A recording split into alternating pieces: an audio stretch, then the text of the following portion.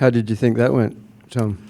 Mixed, I think, would probably be a fair comment. I think, we've looked at what Brazil did, and unfortunately early in the game we weren't able to nullify what their threats were, even though we looked at it and for the limited time we had together did a bit of work on it. But I just think their pace and their aggression were a little bit better than ours early in the game, and we got punished for that. I think, and as I say, I'm very cautious what to say here in the sense that I don't think the referee necessarily determined the outcome of the game, but she certainly determined how the game was played. And with her lack of control and allowing Brazil to basically bully her, it changed the dynamic of the game and made it a little bit more difficult for us. So that certainly had, I think, an impact.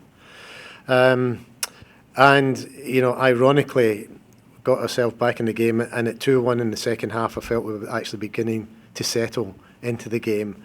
Had a very good chance and then made a mistake, and suddenly you're 3-1 down. So those kind of moments in these kind of games make a difference and make a difference to the outcome.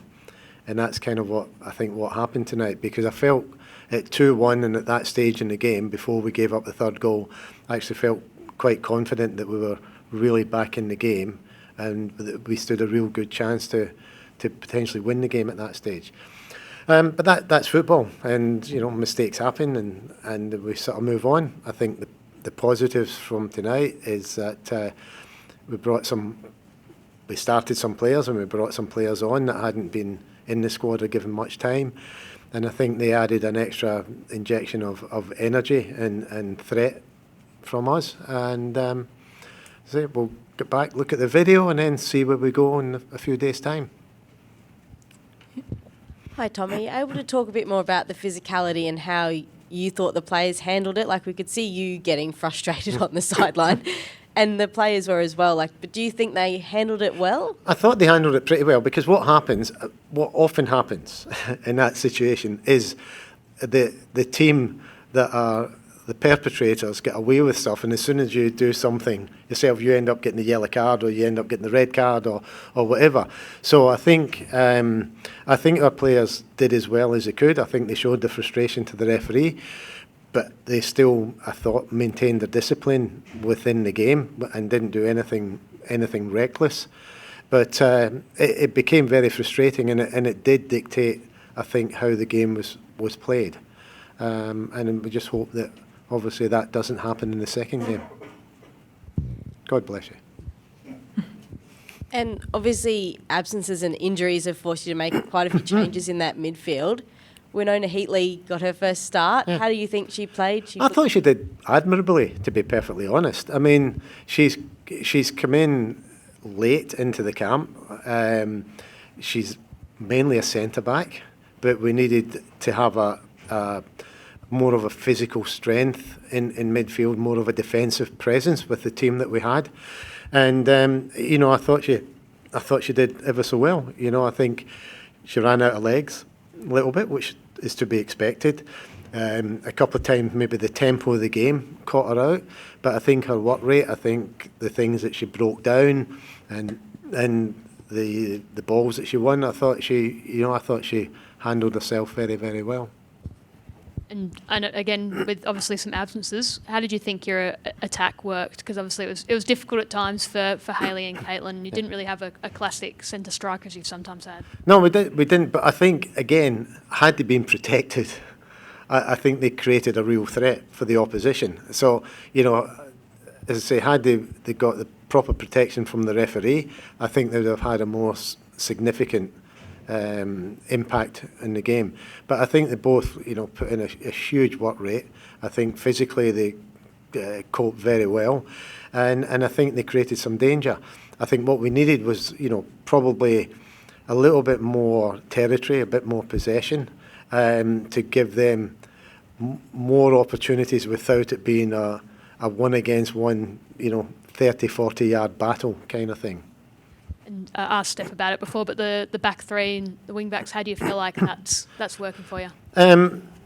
Look, I think we got the way that Brazil played. I think they obviously early on they caught us out with that, and I think we did look a little bit better when we went to a back four. One of the reasons we played a back three was because we were anticipating Brazil playing slightly differently, and which they didn't do. And to be honest, because of the personnel we had on the field, it was hard to adjust that early on. So again, what from my coaching sort of philosophy, for want of a better word, is that I don't want to think of us as we're going to always play with a back three or a back five, or it's about us playing the game generally better in whatever system we play.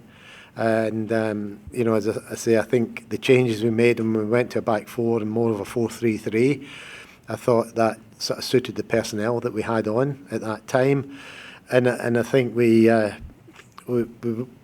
did come back into the game in the last 15-20 minutes. Final two for Tom, Jack, and then Ben. Tom, I asked Steph about The hand was there. yeah, how much the team looks back, you know, playing at this venue. And I think now we're almost closer to the Asian Cup than we are on from the World Cup. And I know you've spoken a lot about opportunities for this younger generation. I assume more players like Winona are going to get opportunities in the next few matches. Just take us through where you think the team's at and what the next year or so looks like. I think it's the time in the cycle where you have to look at other potential players.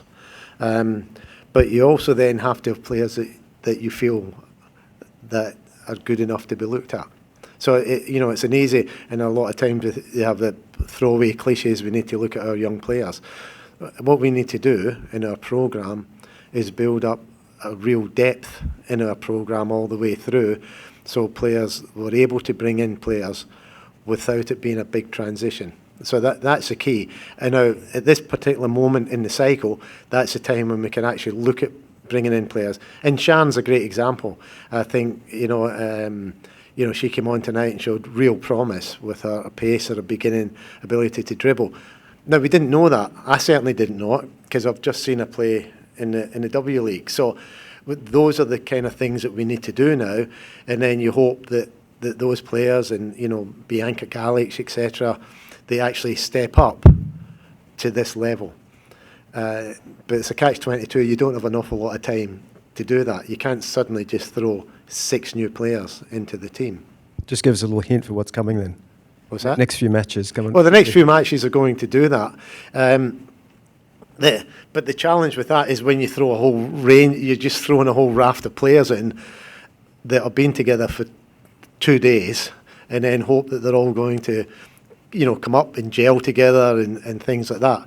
But that's okay. I mean, that doesn't bother me. It's if I've got to just be impervious, is that a word? Like, pretty big word for me. To results or to things not quite working out, and we need to look and give some players opportunities, and then make judgments of ones that we think are going to be good enough to kick on. Final to Ben. Is it fair to say there might be a bit of, just obviously looking forward for Gold Coast this weekend, is it fair to say there might be a bit of immediate rotation given the physical nature of that game, how long it went, and players like Hayley Raso getting lumps kicked out of them? Yeah, there'll be some rotation. What that is, I'll be honest, I could not tell you right now. But we will freshen up the team a bit. We will make some changes, and then we'll see how we go from there. But honestly, I couldn't tell you what they are at the moment. That's stuff that we need to think about over the next day or so. Fantastic. Thanks, everyone. Okay, thank you.